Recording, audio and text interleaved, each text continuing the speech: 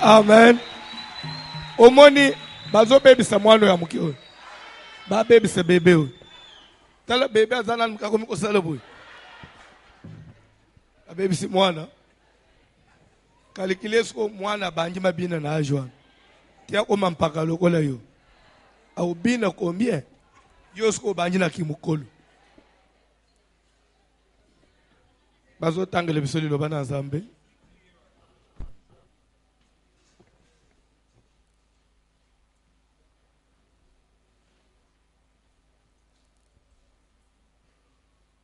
Bazotanga 1 Samuel chapitre 1er aussi.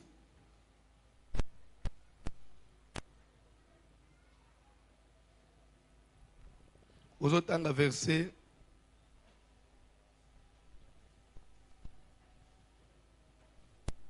10 à 11, après au sauter.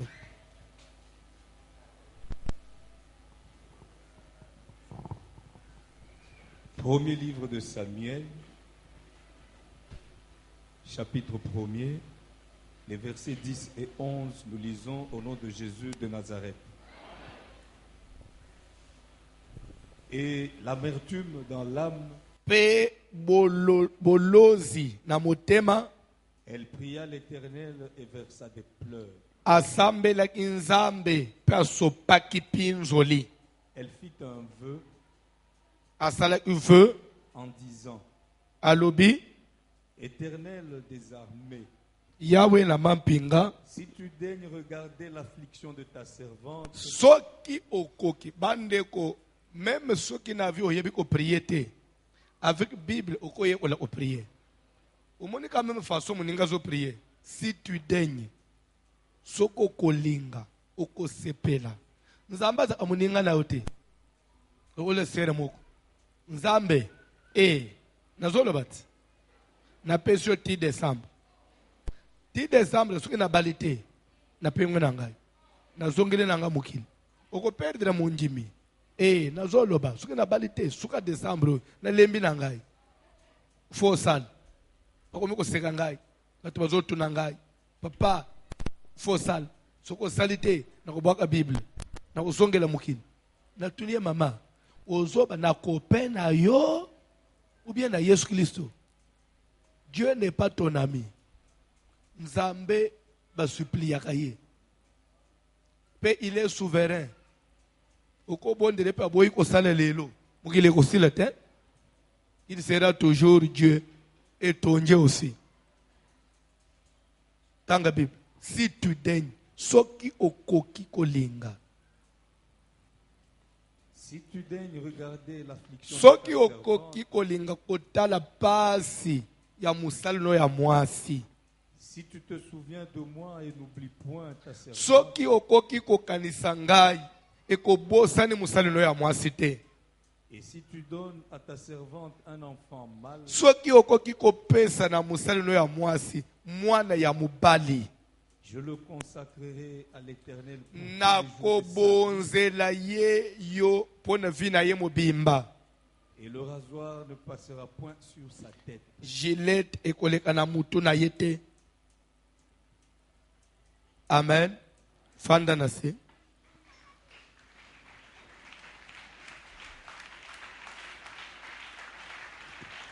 Poma na biso ezali tozolobela sur l'autel des sacrifices.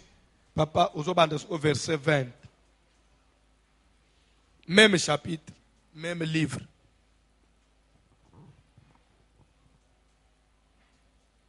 Dans le cours de l'année, Kaka na katikati ya mvula, Anne devint enceinte. pe ana banjizemi, Elle enfanta un fils pe aboti mwana mobali, qu'elle nomma Samuel. apesi ye kombo Samuel. Car, dit-elle, Po alobaki, je l'ai demandé à l'Éternel. Samuel savait dire, demander à l'Éternel. Je l'ai demandé à l'Éternel. C'est ce que ça veut dire Samuel. Oyo basengi na Nzambe. So elo omoko ka musangeza yo babenga oyo frère Samuel. Yo basenga yo na Nzambe. Yo bazo nanda kwanganga. Omoni lelo so obi alungola ombo Samuel. Samuel veut dire oyo basengi na Nzambe. Toké papa. Je l'ai demandé à l'Éternel. Son mari Elkana monta ensuite avec toute sa maison Mobali na ye Elkana aye komata na sima elongo na ndako na ye mobimba. pour offrir à l'Éternel le sacrifice annuel. Bandela pour offrir à l'Éternel le quoi? sacrifice annuel. Poete akende kopesa Nzambe libonza ya chaque année, libonza ya fin de l'année. Ah Et bon? pour accomplir son Malembe vœu. papa John. Sacrifice annuel, hein? ezalaka. Oyebaka yango? Hein? Sacrifice annuel. Donc, leur année aussi, mwana na nzambe nyonso wazali na bunzambe kati na ye, il est censé offrir à Dieu. D'abord, comme reconnaissance, na ndenge nzambe abatulu na libota mobimba. Omoni Bible ezoba ke son mari Elkana monta avec qui?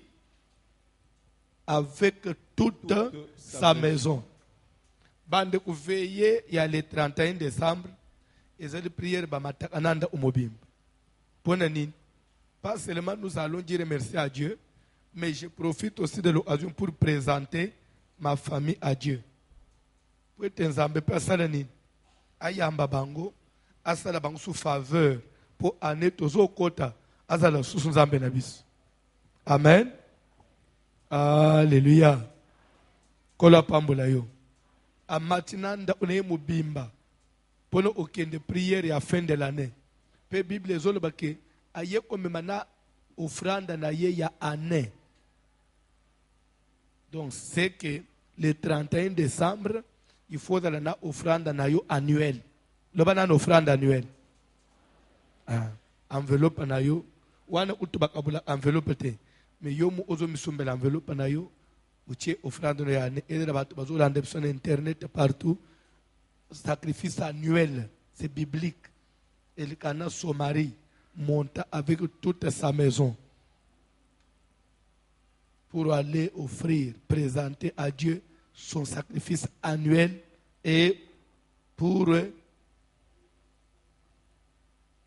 sacrifice annuel. Pour offrir à l'Éternel le sacrifice annuel et pour accomplir son vœu. Pour accomplir aussi son vœu. C'est-à-dire qu'il avait aussi un vœu qu'il avait fait à Dieu. Ce qui moi c'est nanga ya boti. Ce qui ana nanga boti. Ngai pena osalaboui. C'était aussi une occasion pour le mari d'aller aussi accomplir son vœu. Quand on fait une promesse à Dieu, il faut le réaliser. Bible est que votre oui soit oui, que votre non soit non.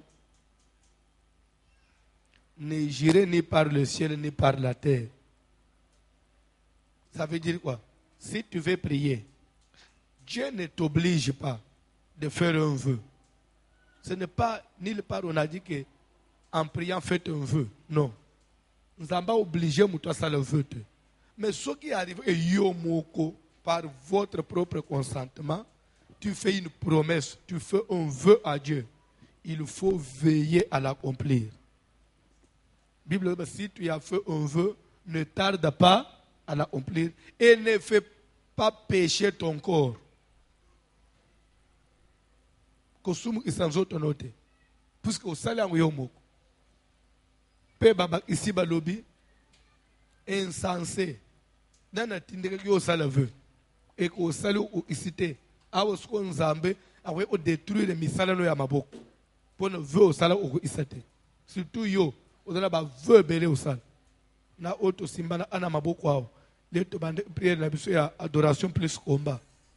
To senga ina nzambe. Makambu nyoso nzambe bande osele biso to bande ole boso osala ni. Ko témoigner. Osoleki? Hein? Osoleki? Nzambe na salelo te.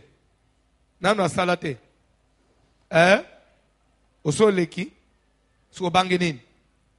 Miswa batu papa. Lelo bande osana una loyengi wana. Ebeteke miswa batu ezala. Avant année sila ya o témoigner. Kokota année ya sikana nyongo témoignage te.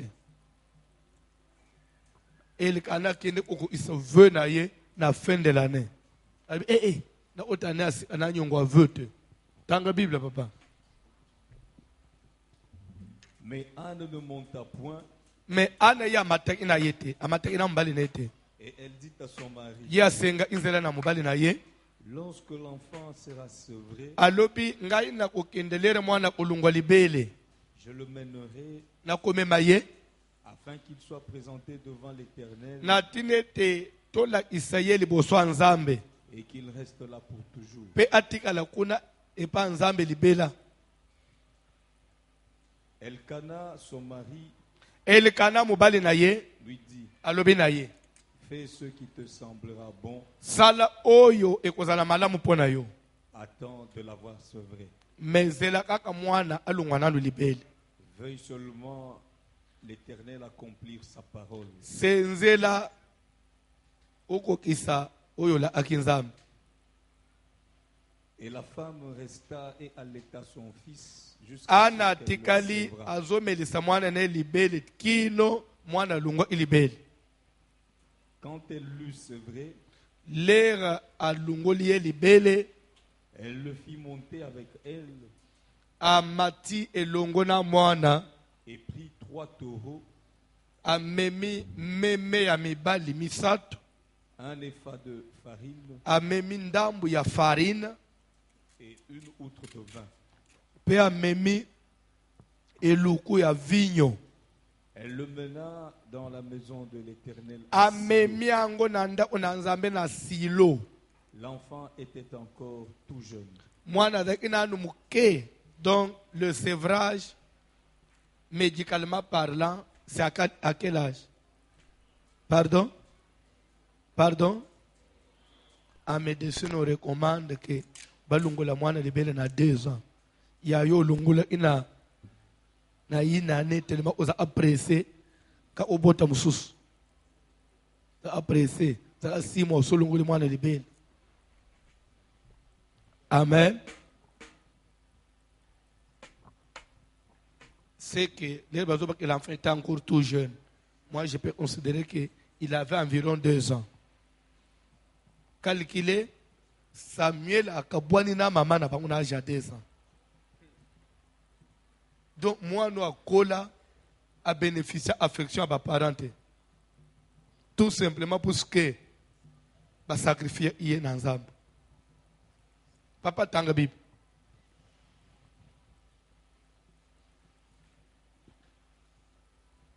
Ils égorgèrent les taureaux Baye ko bonza, baye ko sacrifier ba meme et ils conduisirent l'enfant à Élie. pe ba memi mwana tie pa ya Eli. Anne dit, Ana lobi mon Seigneur, kolo na ngai pardon. limbisa. Aussi vrai que ton âme vit, mon Molim Seigneur, molimu na ye umela kolo na ngai. je suis cette femme qui me tenait ici près de toi pour prier l'Éternel. Nazali soko bo sanité naza mwasi oyo ya 2 ans. O mukolo mukolo bakana ye na poko ke olangwe masanga. O na banda osambela boye na ndakwawa oloba ananga ulangwe masanga na explique yo poma na ngai. Après oyo oloba ke nzambe oyo salelaka accordé ngai lo onasengi. Il a dit ah oui, mwasi o mukolo mukolo il était na kwito olwa ndenga yoyo. Umoneka prière wana na lilobolo bakawana. Tanga Bible. C'était pour cet enfant que je priais. Edala apona mwana oyo ndena banda osambela. Mwana nguyeyo. L'Éternel a exaucé la prière. Nzambe ayanoli na losambo. Tika prière nyonso tozo sala na traverser nzambe a exaucé. 2019 tokotelema pena bilembo. Pona ko présenter na nzambe, pe ko présenter na basali ya nzambe. Dieu on ne le voit pas, mais on voit Dieu toujours à travers ses serviteurs. An alaka nzambe ena pesa yo mwana. Mais lera ye na mwana a présenté na Eli. Na tango a présenté na Eli, c'est a présenté na nzambe. Amen. Alibi na za mwasi oyo wana, lera se rappelle bien. Nzambe wana. Ah, j'attends quelqu'un en 2019 qui viendra me dire, pasteur, tu vois, na msala to sala y a traversé, oui, service na 6 jours. Et là, on a 5. Amen. Oya to yebisunga ke ngayo ina omi député na omi honorable. Uzonji mamena biente. Pas seulement na omi honorable, mais je viens encore d'être promis na omi ministre ya budget. Na omi gouverneur ya ville Kinshasa. Azonji mamena biente. Na omi burugmestre ya Barumbu. Tala zonji mabiente. Azana unjimata mukete na ba prière na ye moko. Azaba ngai vraiment bourgmestre. Te po umesti foza na maseke kulo zana maseke te simba te zala na confiance na nzambe oyo ozosambela atika esalemela yo nzela voyage efungwama bona ane oyo eza ya suka awa na ishas ya 2019 okozala na Toronto okolanda biso sur internet okobenga ngai na WhatsApp video tozotala na mpe nazoprie mpo na yo opresente nga na ndako na yo tala nde oche mutu boyo oyo nazoloba azomona neti ndoto ababa sikoyo nzambe aka nzambe abayo banjimaka tout est possible à celui qu'il te soit fait selon qui a cru qu'il te soit fait selon ta foi.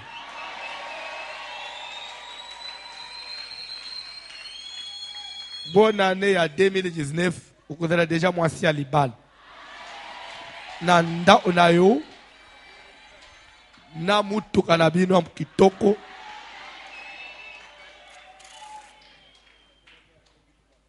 pardon non nazoba fin de l'année à 2019 kokota 2020 yo mapasa mbala moko okanaka bango donc ozo se oregreta retard ozwi okomina combien 36 ans donc baltaba ba 37 bango balu akambala mo mapasa po à rattraper retard tika nzamba pe so ata triplé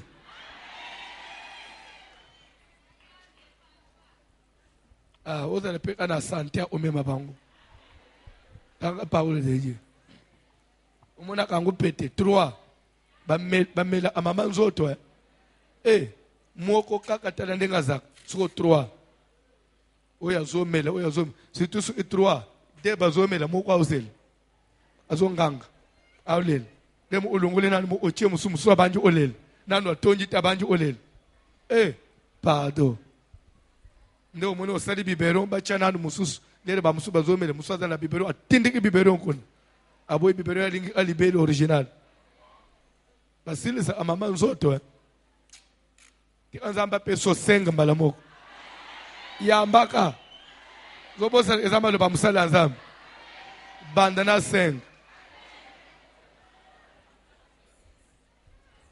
yo lingisis tanga parole de Dieu. C'était pour cet enfant que je priais. Et dans la indépona mwana oyo, et dans la indépona voyage oyo, et dans la indépona musalo oyo, papa et dans la indépona libalo oyo, nde na banda ki osambela na service à traverser. Donc papa. Et l'Éternel a exaucé la prière. Penzambe ayoki lo sambo na sala ke panaye. Aussi je veux le prêter à l'Éternel. Nde na yango na ye kokaba mwana ngwe pa ya nani ya nzambe na ye kokaba ye pa nzambe il sera toute sa vie prêté à l'Éternel. Vi na ye mobimba ekozala na déficient nzambe vi na ye mobimba ezali bonza ya nzambe et ils se prosternèrent là devant l'Éternel. Pe wana ana angumbami abeti elongi na mabele liboso ya nzambe. Amen. Je voudrais que quelqu'un comprenne quelque chose dans le passage. Samuel azobotama et pas ya maman oy azaki déjà un engagement. Vous savez, c'est facile de condamner même Anne. Mais si tu te mets à la place ya maman oy, na komone niveau oy afingamaki. Niveau ya cholama ipona likambo ozanga kobota. Anne ne pouvait qu'arriver jusqu'à faire une telle prière. Parce que pour ça n'est comme inine. Même à moi nanguna ozalane nanda unangaite. Mais na lungola nanu na soni. Bande kutika na biso makambo yo na bolingo nyonso na zande onayo. même na vie omona koyo ndenga tozoloba makambo ozomona njire na zosala ba vanter tika na service osambela na motema mobimba nzambe a répondre yo bande ko même libalo ozomona oyo il faut bala na temps normal mwana mwasi nyonso soka zeli libala zeli abanjo kenda ba 40 ans akoma après anjima n'importe qui ne peut pas boyeba kango anjima n'importe qui po wana omina course à la montre awa pe bon après tout naza mwasi ménopause pe zoya siko tilibala pe zo umel oya monani oyo na monana kenda kaka l'essentiel na botata mwana moko akomi contraint na nini pressé na temps pressé peut-être na âge na makambo mosusu c'est pourquoi sambela nzambe apeso libala lelo za na temps ya obala parce que na lelo za na temps ya obala tu as le temps ya kokipe ba critères na osala choix mbala yo talbete ça c'était l'aventurier mbala yo tete wazaguna ngate mais ce qu'on est déjà pressé par beaucoup de choses les gens ne battent pas sous goûter ne peut-être bien azale longi mabe l'essentiel na lungana ne pas na biso oyeba kate so imuto azolo anda kwa kufutela et que place afanji basiba pesier préavis wana esili baba isele 15 jours asili siba pesier 7 jours asili siba pesier 3 jours asili siba pesier 24 heures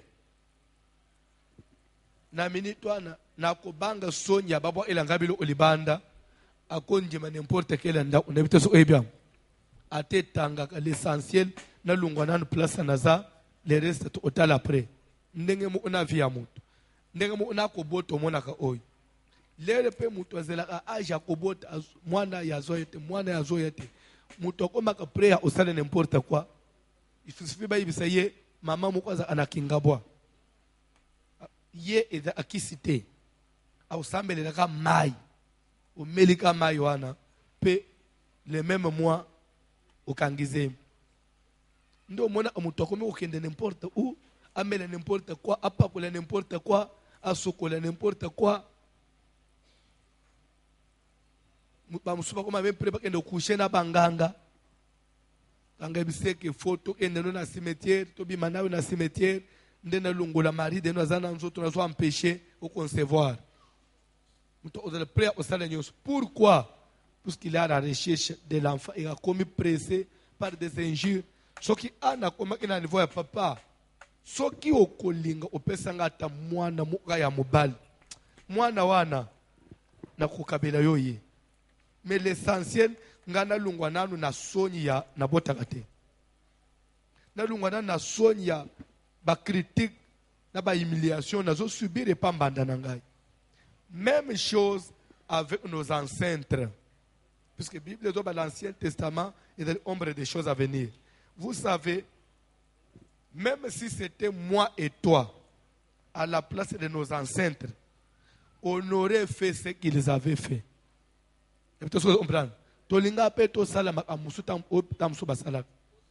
Lélo, nous avons le temps de réfléchir. C'est parce que nous sommes enseignés, c'est parce que nous avons la parole de Dieu, nous avons cette lumière de la Bible. Mais à leur époque, il n'y avait pas l'église, il n'y avait pas de pasteurs qui prêchaient, on ne leur parlait pas de Dieu. Alors, nous avons besoin de moi, refuge, protection. Amen. Alléluia. Limbisane bisayo l'air on l'air to ana bana mikena ba école primaire na batangwa na banewana bilo ona mone sila l'air biso to tana ba école primaire souvent na ba récréation au mona ba misibino libanda ou des fois avant la sortie et était sur 1 heure pour classer à 12h30 mon hiver ba 11h30 ba kati cours ba misibino nyo so école mobimba na kati ya cours scolaire wana pour présenter bino magicien moko et moi divertissement moko mon magicien wana ba osala ba démonstration ne peut-être que peine attendre on bino wana salama bino salama ate Hein? Salama. Omoni lero wana, lero magicien zo sala ba démonstration na école. Des fois ozo mona toza bana mike, ozo lula ozala taye, na bitaso ozeba. Ozo mona undire nzambe ko fallait pena sala te bilo ozo salo. Des fois on enviait ça. Des fois toza ko lulango, mais pourquoi to bande ko lulango? C'est parce qu'on n'avait pas la connaissance de Dieu. Est-ce que lelo na ko lula bilo o magicien? Atazo salani. Alors, à l'époque, là, comme il n'y avait pas la lumière de Zambé, les gens se donnaient à n'importe quoi. Et c'est ce qui fait que les gens ont eu à faire des sacrifices. Ils ont fait des promesses. Des fois, ils ont sa vie menacée. Tant que ils ont botabana bazokouf. Azo botabana bazokouf. Ba ibise enganga moko za quelque part akokanga zoto abana. Ndeo moni mutu ake papa vraiment kangelanga mwana nzoto papa kufate na kunji deja misatu. Oya tikalo nganga vraiment kanga yenzoto papa nanga kufate soka ozala atana musali nayo azala ata musali nayo so umsake de fo na leme laisser umoni ba mutatiki mwana ne nanda kwanganga olele nanda kwanganga l'essentiel mwana ufate azala na vie. C'était des sacrifices que les gens faisaient et là-bas tu peux être victime de ces histoires. Soit au temps la famille au bilo kwa Salem. C'est ça ce que nous appelons l'autel de sacrifice. Anne l'a fait mais il y a yet aux zones qui ma propre ponénine. C'est parce que ça n'est pas l'éternel. Bon, ce qui n'attend en Zambété et que Kobota n'a qu'un décolukananga. Alinga salangunanen. Nanda kwanganga.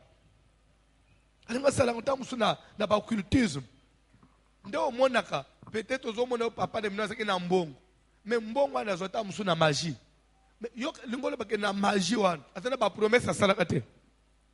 Na magie wan. Et dans ba condition ba pesa kayete. Ba titre azwaka ba grade bande ozo.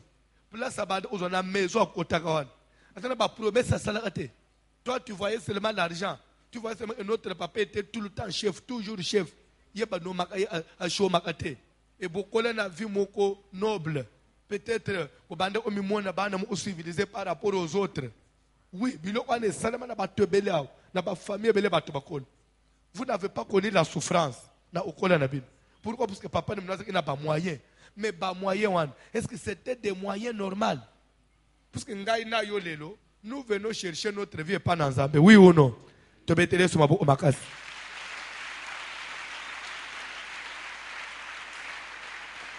Awa lelo, ndenga tozo sambela nayo. S'il arrive en Zamba pambola bis, tozo musala.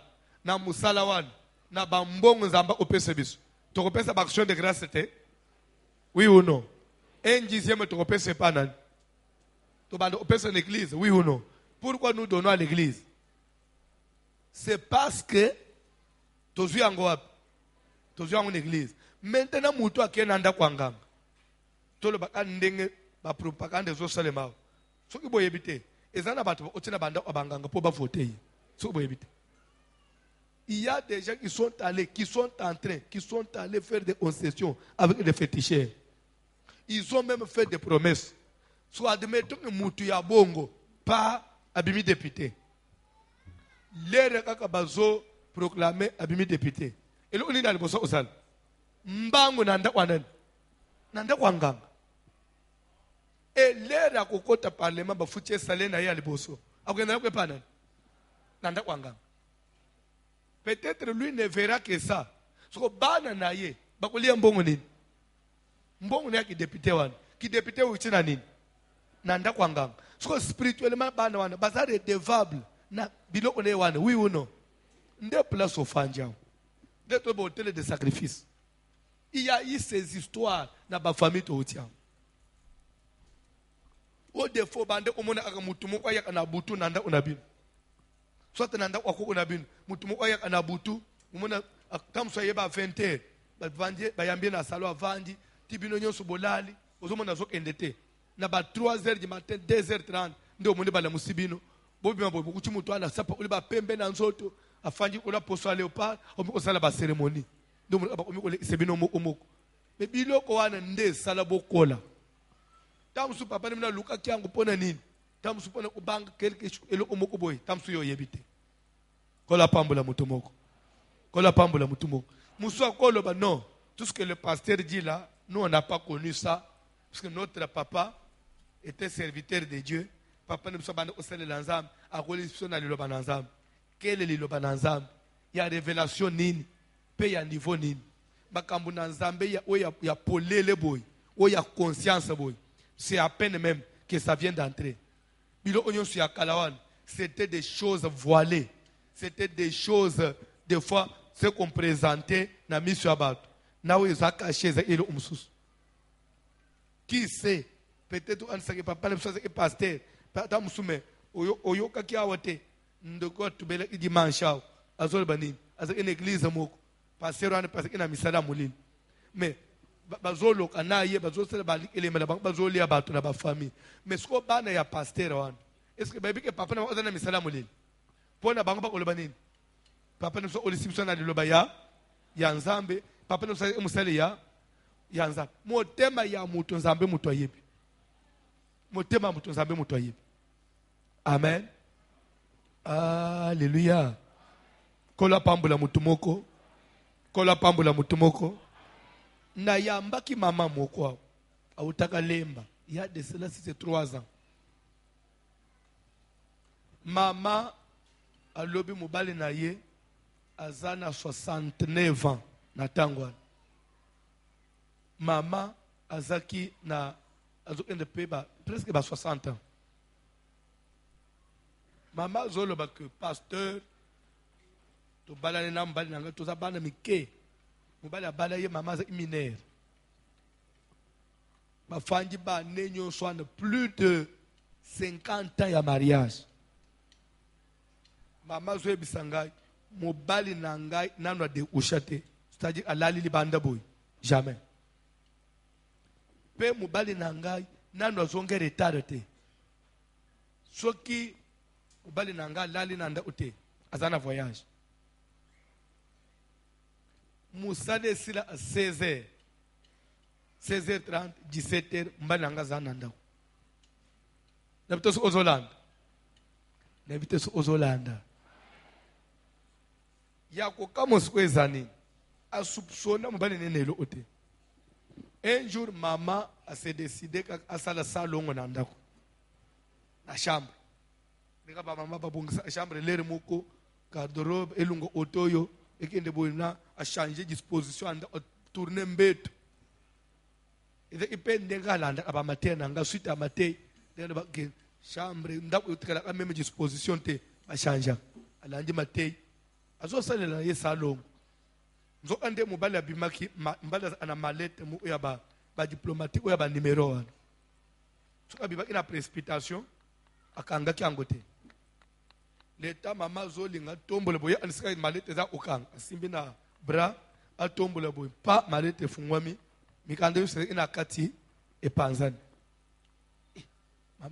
Mama libe bilo abatu abandi olo otazo leta sikwa zolinga zongi samoni nini moko kitansa moko ekwei bakoma institut tel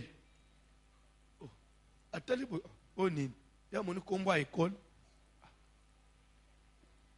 atali boye eza kitansa bafuti ba frais scolaire amalo frais scolaire tamuseza ba mbilo abana na biso bana pe basiba koli mwana pe azasu na humanité zate nini l'état tala boy bien azo mona kombo moko eza kombo abana na yete est-ce que zolan mais skoyo non eza parmi bana na yete mais poste non ya mobali na ye est-ce que vous comprenez comme chez nous les bantous ici amen mon nom c'est Mutombo bana na ngai ezali soki ozala eza Jean-Jacques Mutombo. Oui ou non? Julien Mutombo. Donc, c'est-à-dire, ça commence par poste no ya bana nanga c'est mon nom, n'est-ce pas? Ok. Maman, monisco combo, mususu mais poste no ya mbale na yo. Pe na date ba futa iminerval, eza même année wan. Eza récent. L'état talabo, amoni su mususu, amoni on eza impe moi ebele ne abane mususu. Eza une enveloppe. Maman bimisi na enveloppe ana chepe mbeni abongisa maleta zongisa. Na pourquoi papa y est à servir le papa lié bien. Peu à sali net yote.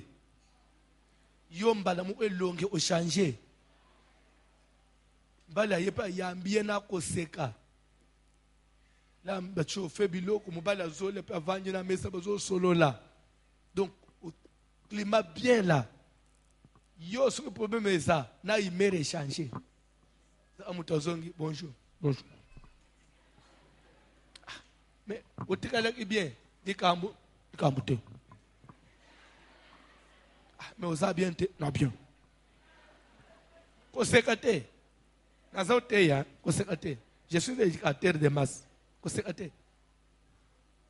Oyebi, soki mubali abimi, là je m'adresse au maman, mubali abimi.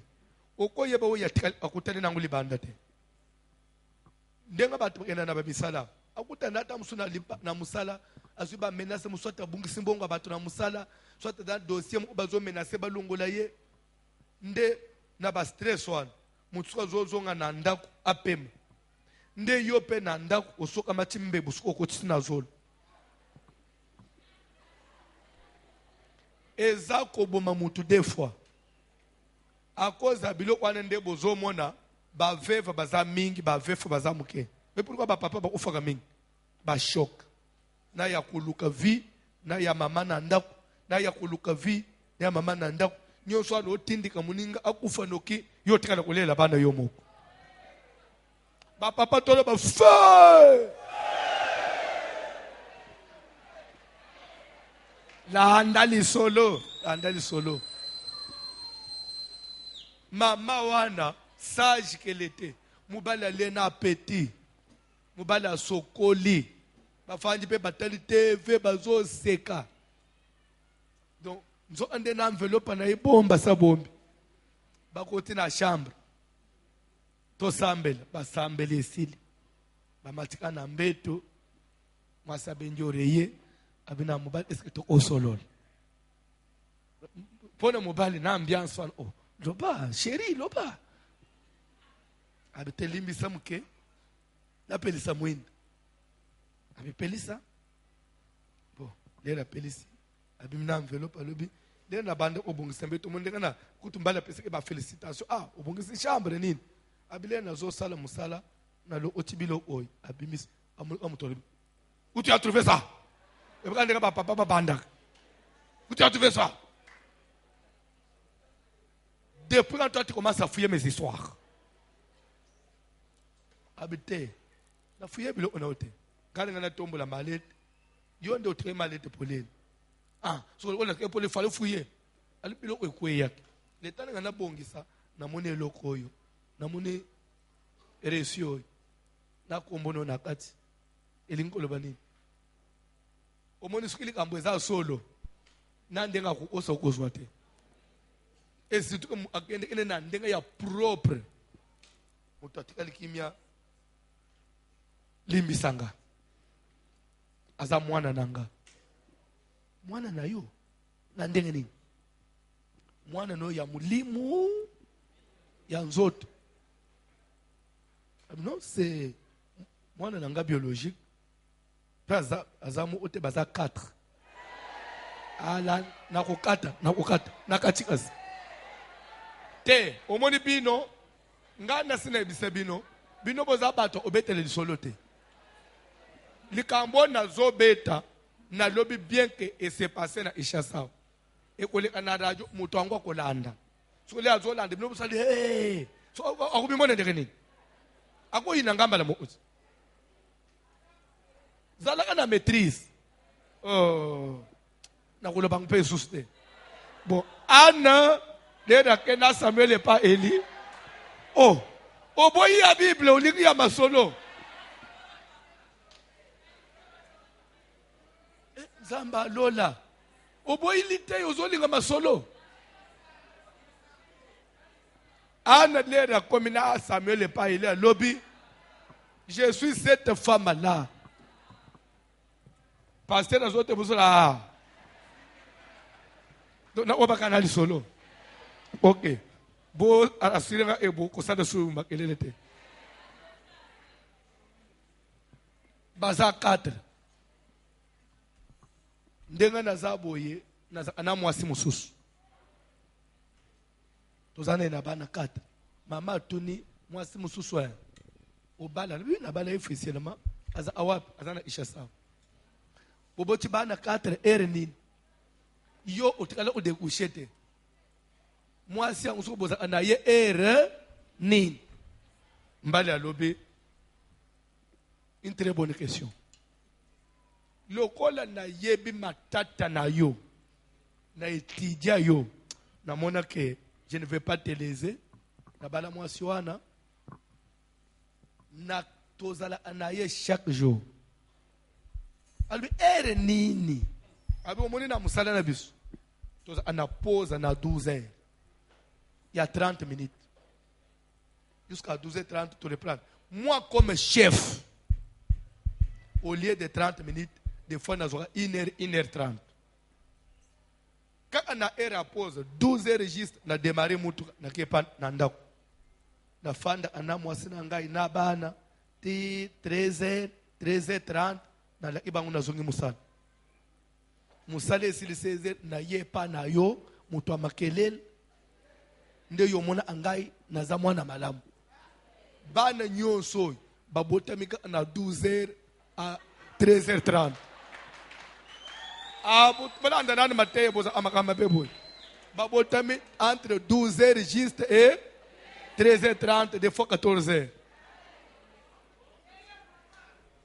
Natika la kolala unatamu kolomokote. Et les enfants ne me voient que pendant la journée. Et il y a liboso, oyo koloni ni yo moni oyo. Azana 6e. Il faut présenter année oyo. Hein? Osadini. Okotobola ye. Landa masolo na silisa. Na zolo bake. Jour na yambi mama wana. Mama wana zo ebisanga pasteur. Limbisanga oza pasteur. Nebi yo poza mobile. Me ba mibali ba bandoki. Nebi mama nanga habite papa na sengi pardon. Nebi atoza pasteur yo poza mobile. Me bino mbali ba bandoki. So natani na aja mama wana. Afingi biso bandoki. Une maman de 59 ans, 60 ans, le papa n'a vendu plus de 50 ans de ban. Aza na vu ngana yebite. Pe na tikala ko soupçonner te. Na melela amobali na ngambondo. Na swa na kana défendre. Pour moi, en tout cas, ngande nazo ange ankolo. Bana 4 papa. Alobi pasteur, ozo onse nganin. Entre parenthèses, na tche point, ou na ko conseiller, je ne peux pas dire à vous, wane komi domaine sacré, yabasale nazab. Mais pourquoi j'ai pris cet exemple? J'ai pris cet exemple pour te faire voir ceci. Ce que nous, on avait comme image de nos parents. Ne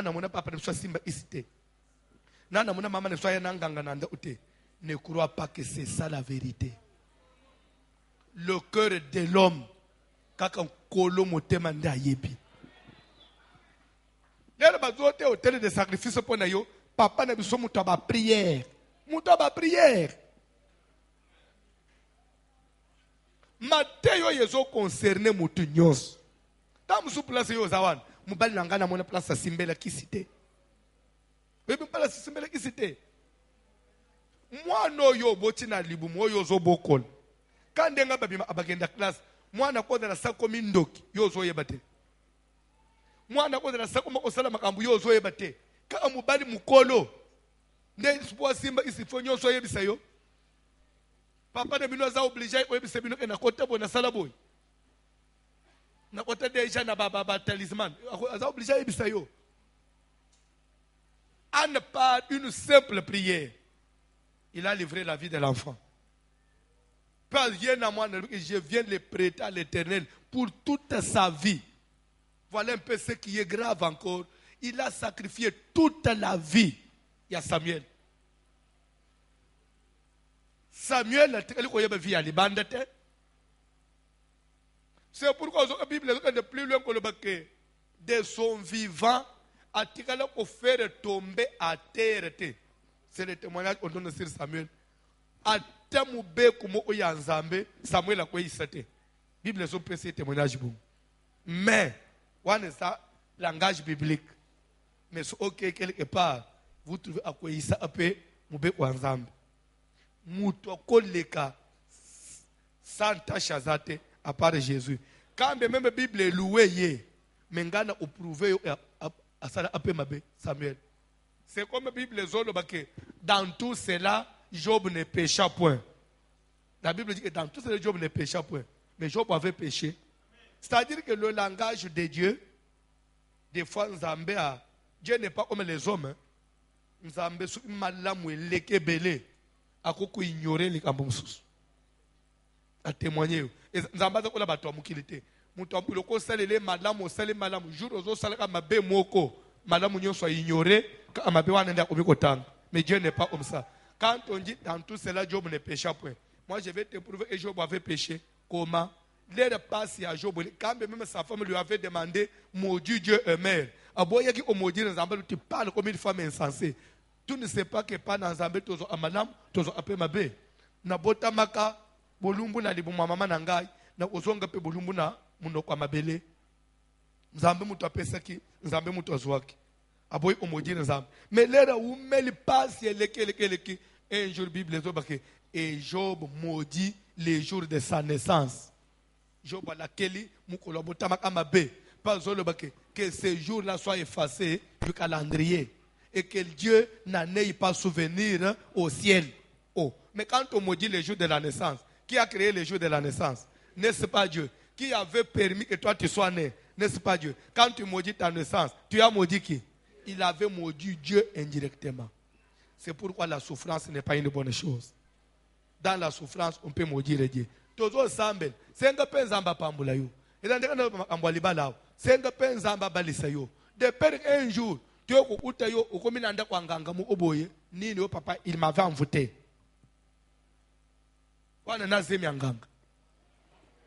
Envoûté, papa, envoûté, bo prier pour nanga nzamba nzamba mao. Ok, suka nanda kwanganga, na ba jeune nyosu na ba traverser to sala.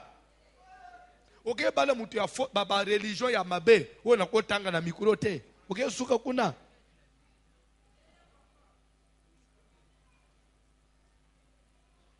Ah, comme il faut couvrir na bilongi awo. O muni kote osuki. Faut le comité na ilongi. O muni kote okomi. Vous comprendre, hein? Tolu kanzambe ndenga tozo priao. Muni même na ministère nangai. Nazana besoin zamba pambulanga. Suki nzamba zo pambulanga, je ne serai pas tenté à quoi que ce soit. Tika nzamba pambula vina yo. Tika nzamba pambula vina yo. Tika nzambe pe asalela yo. Bien aimé motema ya mutu nzambe mutu ayebi. Ba famille to uchi oyebite. Yo monaka grand frère ayaka na mbongo. Grand frère. Ozo sepel grand frère na biso tikeli biso mbongo. Mozo ebate. Tala nanu na niveau na maman ozo saka papa. Na fanda na mbalo. Donc c'est que à quoi simba pekisi na yebite? Na biso oui, c'est possible. Oko fanda pe na moise asa andoki oyebite. Pour finir, on a besoin de tel sayo que kodute na matote sambela. Comment la famille nous dit famille à basan tout est sambela. Amen. Samuel, tu sais qu'il avait aussi péché. Comme on dit à quoi il s'est amoubé qu'on a enzamé dans ma bébé. Tu sais qu'il avait aussi péché. Hein? Je peux te démontrer comment Nzambe a sololina prophète kende nanda ya Isaïe parmi bana na ye ezana mu ngai Nzambe na poni ocheye mafuta adala mukunzi ya Israël. Samuel a ye inide abengi bana ya Isaïe bimisi bana 7. Samuel a talika Eliab waza imbinga vraiment azina taille vraiment uzotala carrure pona ye asimbi liseke atonji se mafuta aye azo déclare que voici le oint de l'Éternel et tu suis présent devant lui. Quelle confirmation! Le oint de l'Éternel et tu suis présent devant. Azwina mafuta asopa na mutu. Nzamba ngangia lobi ay kosopa te. Soka sopaka. Il y a des problèmes. Pour mafuta kweye sili. Nzamba ibise Samuel. Depuis quand? Yo komi ko sala makambo tunité. Pourquoi on se fie en apparence? Ce n'est pas le kolanda taïna yete. Je l'ai rejeté. Nde Samuel a coaché confusion sur eux. Ah, Samba boyo. Akena epa ya oya mi balenda bandisko utuna zambi. Eza oy, zambal bo wanete.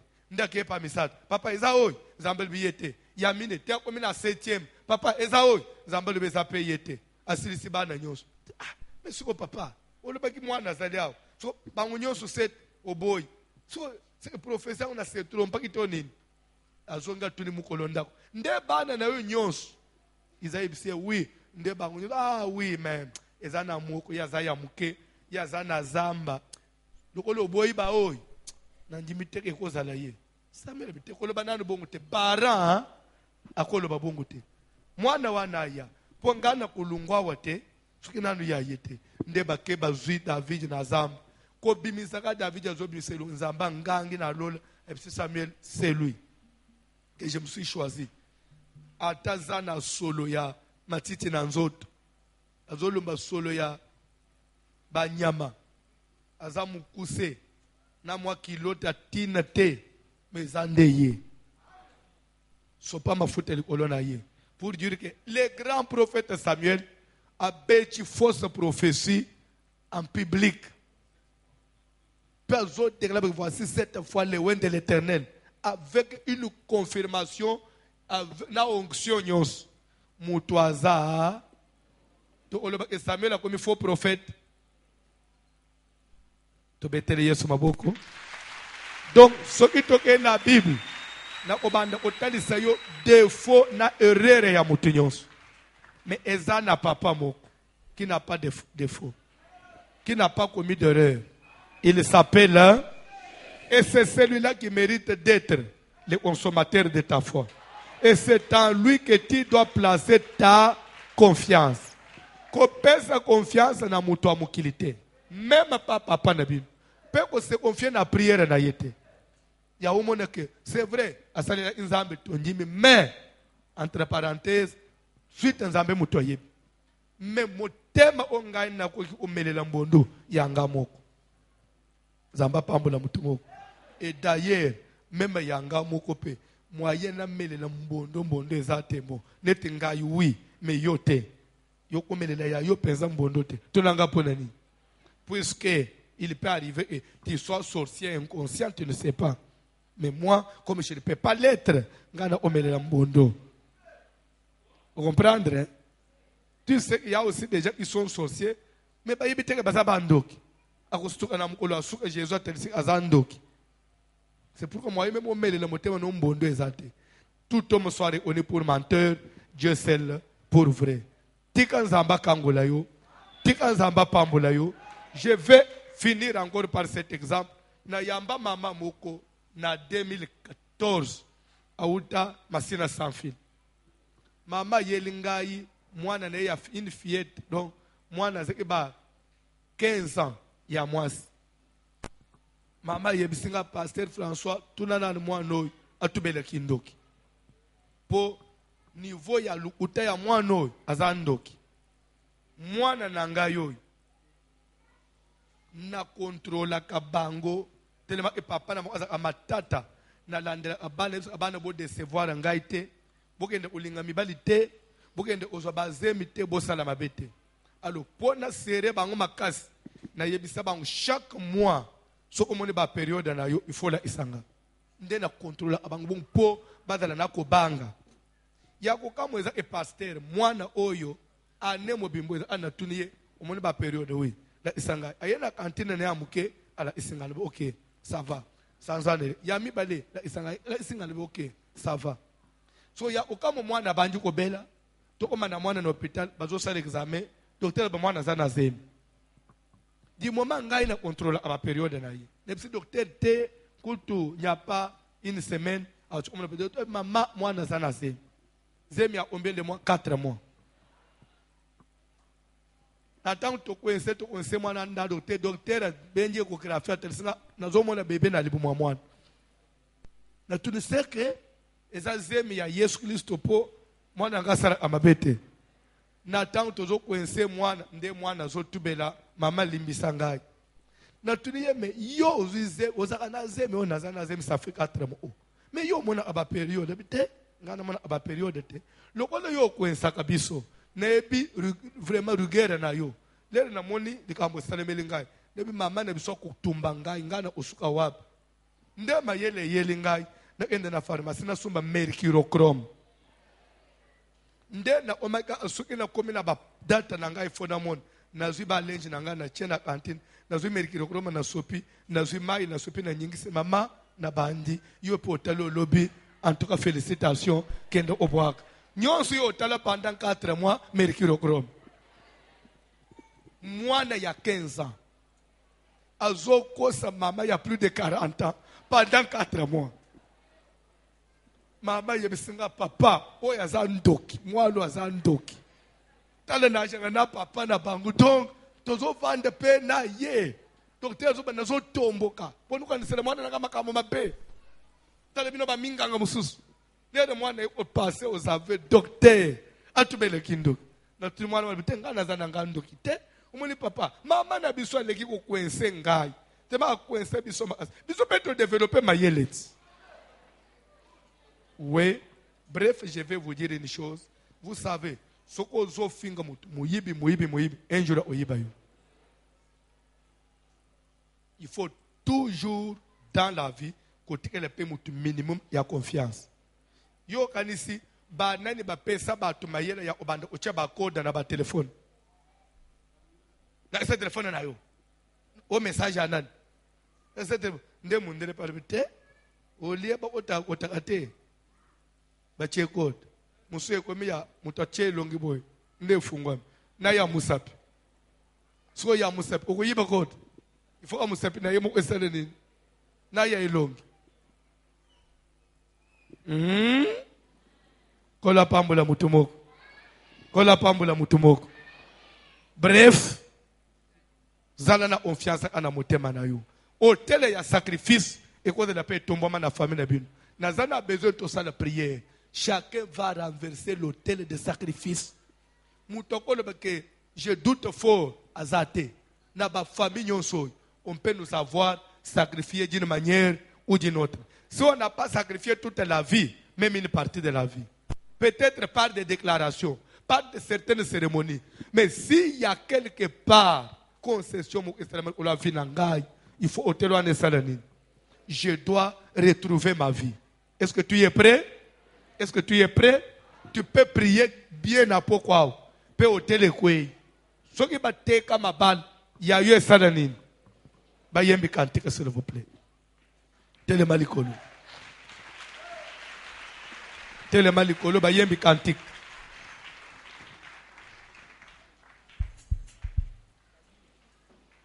Oh, bolembi boy eza nini lelo?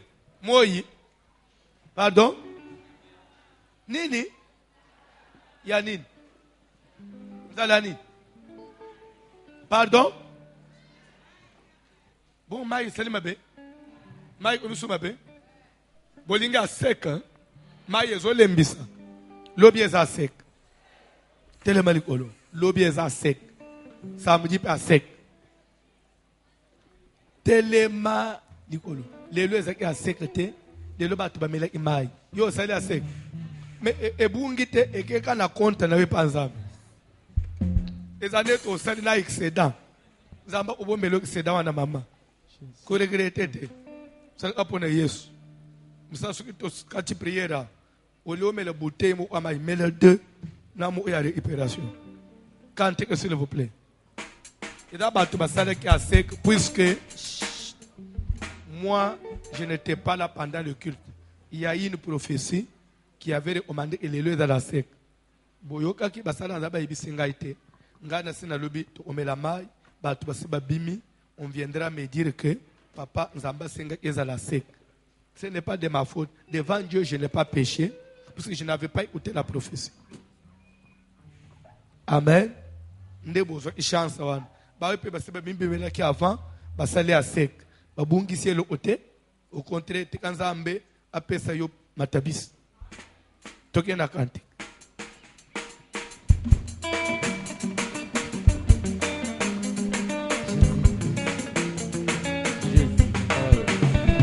Kubengito kungaya kwa nani, kubengito tingeza tingani, Yesu wa mubenga kungaya kwa nani mabuani, kubengito sidimu ni mwambia za bebe haleluya, kubengito kungaya kwa nani, Yawe wa kubengito tingeza tingani, wadinanga wani, Yesu wa mubenga kungaya kwa nani, kubengito kungaya kwa nani, kubengito tingeza tingani, Yesu wa mubenga kungaya kwa nani mabuani, kubengito sidimu ni mwambia za bebe haleluya, kubengito kungaya kwa nani, wadinanga wani, kubengito tingeza tingani, Yesu wa mubenga kungaya kwa nani. Lorsqu'on est sacrifié, soit on se retrouve que dans la vie, okutami que vie na yo ba sacrifier kango déjà. Est-ce que délivrance est possible? Et surtout que bato ba sacrifier yo baza ba parents na yo. Admettons que papa teka ki yo aller na mbongo vraiment à conclure marché. Est-ce que c'est possible mon ozo délivrance? Oui, mais koloba oui il y a koloba te mais il faut de la mesure à justifier. Moi je dirais oui. C'est pourquoi nous prêchons. Pourquoi oui? Parce que nous avons un exemple dans la Bible, Moïse. Babotiye, ba parents ba ke obwakaye, parce que bazaki na kobanga, soki ba kuti bangu ke ba bomba mwana mobali ba osala nini? Ba oboma bangu. Nde mama ke obwakaye, msami ufela ye moko. C'est une façon de sacrifier un enfant. Mwana ya Pharaon ya lokotiye. Mwana Pharaon aza coupable te. Pour lokotiye ya obwaka oui ou non? Pe a commissie mwana na ye. Lere pe ba récupérer maman no ngape na yebiete amelisie le ola muto wa musala pe bazo futa ye mbongo oui ou non? Na tangu déjà il a même la maman avait perçu même un salaire. C'est spirituellement il a vendu Moïse. Bibliquement ateki Moïse a omis officiellement ya mwana ya Pharaon. Mais Bible zolo que Moïse est devenu grand. Là où sa maman, là où son papa bateka kiye bakondana kiye kino bakufi basala ke lokote lere ye moko koli azui connaissance ye moko ye ko bunda pona liberté na ye lelo koli ozui connaissance il faut ko bunda pour le rachat de ta vie. Moïse est devenu grand, refusa d'être appelé fils de la fille de Pharaon. Lelo yo zoboya bateka yo odala ndumba ya famille, vous allez dire non.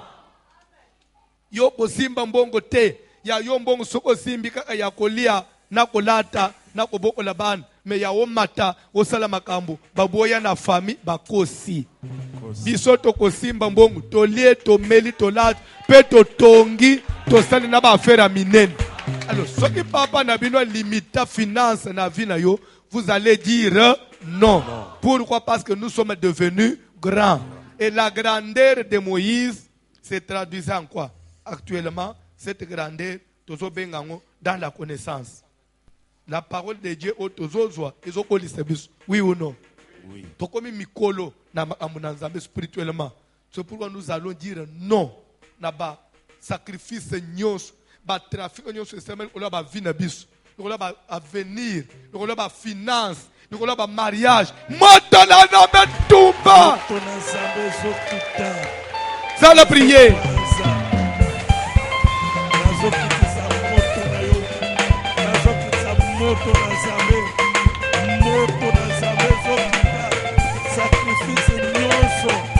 Ça la prière.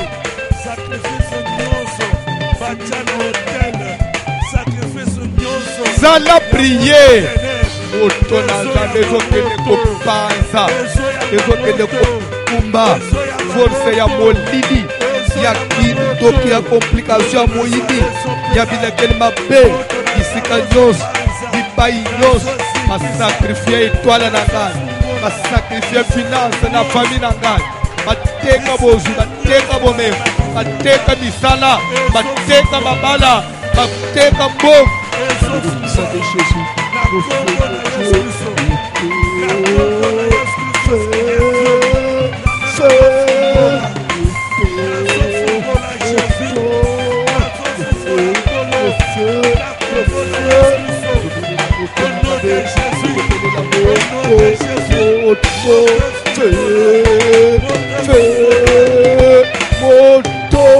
sika nyonso bakaba sika nyonso basinya sika nyonso bakondana dans le nom puissant de Jésus j'invoque le feu j'invoque le feu de Dieu j'invoque le feu de Dieu j'invoque le feu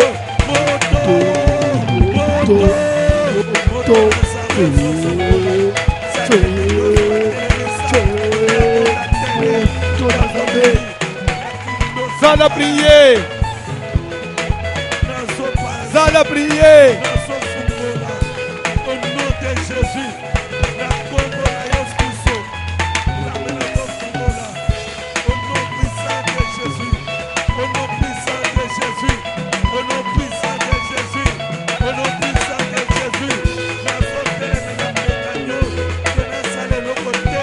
La liwa. La malade. La stérilité. Zala prier.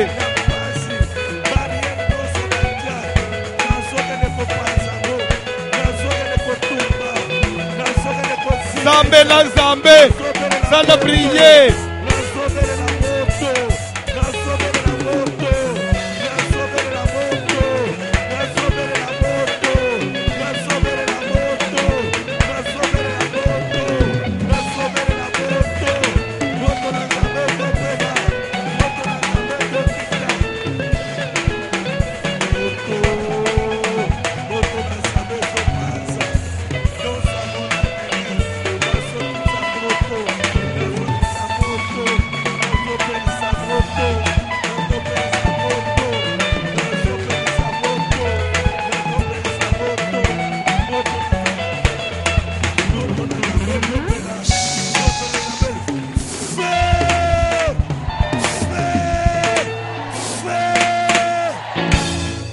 Na utaki koloba boy. Soko yebi ko prier te. Oko ye ko prier à partir de la Bible. Soko landi na prière ya Anne. Azoba boy. L'Éternel des armées. Si tu daignes regarder l'affliction de ta servante. Si tu te souviens de ta servante et n'oublie point ta servante. Si tu donnes à ta servante un enfant mâle, le rasoir ne passera pas. C'est-à-dire qu'il sera consacré à toi. Vous avez que azo définir maloba. Les tozo que sambela, il a dit moto, moto, au sambelité, au sambelité, au lobby et l'oté. Prière des aboy, na combo na Jésus. Ce que na famille n'angai, et ça na sacrifice au basala spirituellement, soit ba kabambongo, au nom de Jésus, yangai et kabamité, yanga na zo récupérer. Ce qui même l'icolo n'angai. Bateka ngai spirituellement, même papa bota ngai, même maman, même ndeko, ateka ngai spirituellement, ndenga na telema na zo anile marché. Moto na Nzambe tumba, même acte de vente. Moto quitté tumba acte de vente. Yo kananu oh. Na zo bandenga ya osambele obandi osambele. Moto tumba acte de vente, marché wa nezelu nul.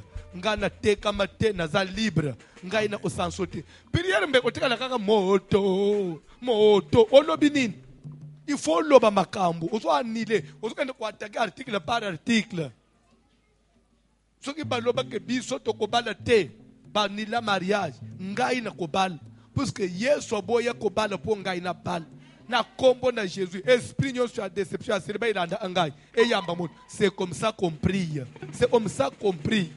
Moto, na kombo na Jésus, moto, o salinine, o sambelite, to sambeli na kombo na Jésus.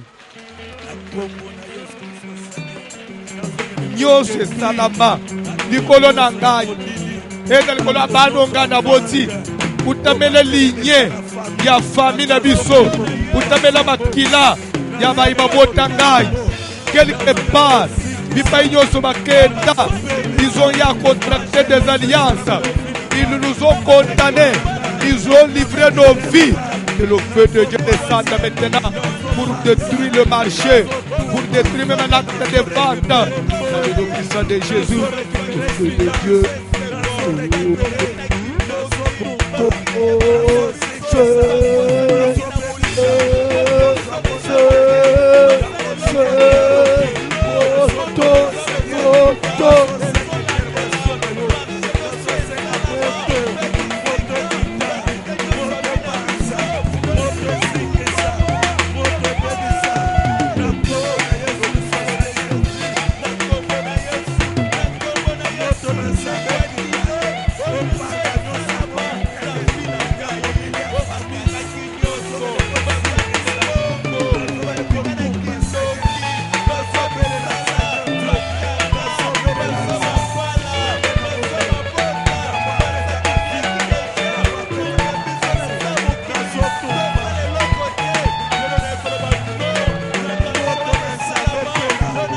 sans la prier.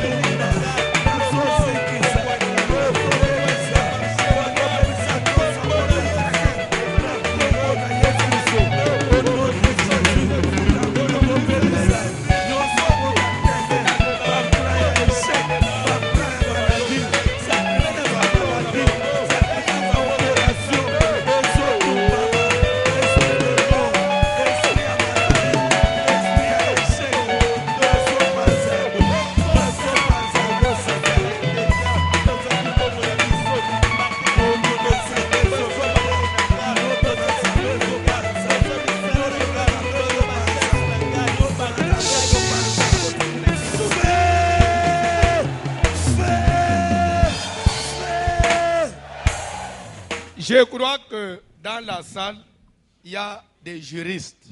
En droit, vous le savez bien, vous les juristes, je ne vous apprends rien. Même lorsque un juge au tribunal, soit le magistrat, parce que lorsqu'il veut prononcer un jugement, soit condamner quelqu'un, soit il veut l'acquitter. Le jugement n'est valable que lorsque ce jugement-là est soutenu par, il doit évoquer par raison des articles, vu la Constitution de la République, vu par exemple code tel qui régit ça, vu tel article, il y a ceci, cela, vu ça, je déclare par exemple que vente est illégal. Oui ou non? Si son jugement n'est pas soutenu par des arguments solides, ce jugement-là, on peut l'attaquer facilement. Je crois que c'est ça. Spirituellement, il faut condamner le marché et la famille. Mais il faut tout donner un soubassement, il faut tout justifier. Il faut qu'on a mis un juge. Donc, si déjà dans la famille, parce que déclarer que le marché est salama, il faut détruire le marché. Il faut évoquer. Vu tel verset, il y a un passage tel de la Bible. Vu le bananzambe le biboy. Suite à ça, nous avons déclaré que vente nyon subasale le kolon nangai est nul. C'est clair? Oui. C'est clair? Par exemple, la parole de Dieu dit il n'y a point de condamnation pour ceux qui sont en Christ. Si j'ai été condamné par la famille, maintenant je suis en Christ, je déclare cette condamnation nulle et sans effet sur moi. C'est ça dit le bananzambe. Et d'ailleurs, le bakawana. Ndeko, tomoni famille nabino ba condamné bino sans effet. Point de condamnation pour ceux qui sont taxés. Non, la condamnation est au lungoka lorsqu'elle a été détruite. Prophétie, prophétie. Les tozo sambela, nazo mona serke mo liboso na yo, de na tunin zambe, les esprits de mort. Ce qui est révélé est condamné. Donc pour na ye esili. Donc on a batangé esprit de mort, ce qui est révélé non, ce qui est révélé n'est condamné que au cas où il y a eu un travail procédure mo entamé pour condamner ça. C'est clair? C'est clair? Nous avons besoin de prière. Je voudrais que vous puissiez prier maintenant comme des intellectuels. La parole de Dieu dit ça. Dans ma tribu, moi c'est combat, aux alatés, même moi c'est au sopakazem. Ce qui est la famille, c'est limité. Que ce qui est bali, abotate. Soit, limité nombre à ban. Au nom de Jésus, nous avons détruit l'imitation. Par rapport, il y a des loba dans Zambé, personne pouvoir que na libota nangai, moi c'est combat aux alatés. Toutefois dans le Seigneur, moi c'est Zanga Mbale aux alatés, peu Mbale Zanga moi si aux alatés. C'est la parole de Dieu. À ce qu'on a famille, balobi que biso to obalate. Vu cet article de la parole de Dieu, j'ai détruit, condamné. C'est ça. Au moment où Jésus n'a Satan, dans Matthieu 4, il est écrit. Jésus parle ici, il est aussi. Donc, ma camunazambe ça pense droit ko. Tellement te prier. Ozo kende kwa attaquer, ozo évoquer article na article pour détruire la famille. Ou évoquer yanzambe ou attaquer la famille. Ozo landa. Ozo après. Nde okomone pe lobi vi ya mutu fungwa. Mais ko zambe le te comme un ignorant. Mutranande etumba ezikisa moto etumba moto wana ozo yemba osali nzembo asika moto nazana besoin prier et que c'est na ko bwaka bamaloba zanga tina ta prière doit être soutenue par des versets, par la connaissance. Tu dois justifier tout argument. Toi semble na ombo na Jésus.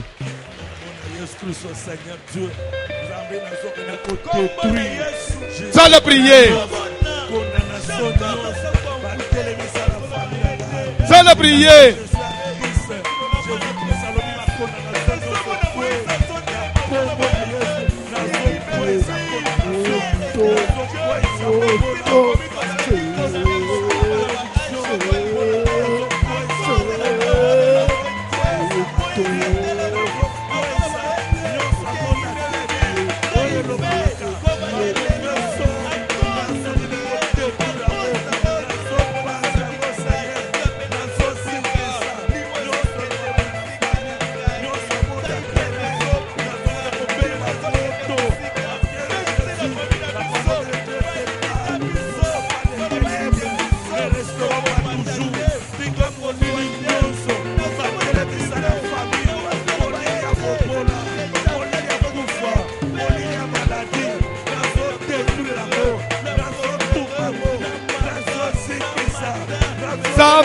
Zambe.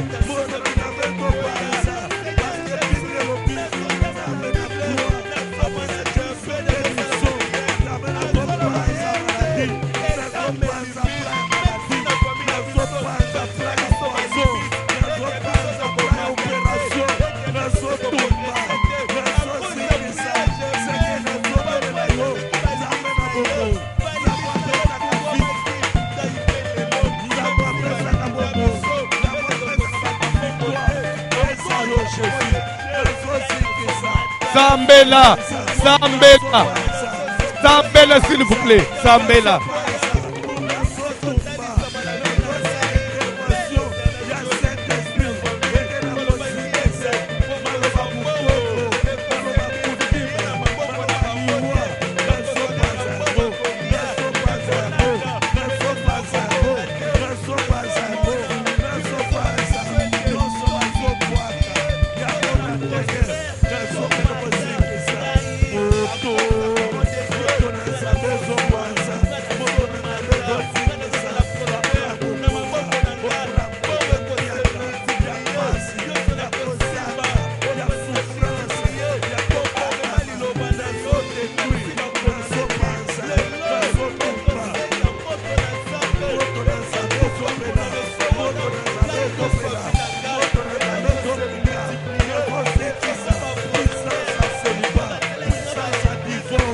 Dans la prière.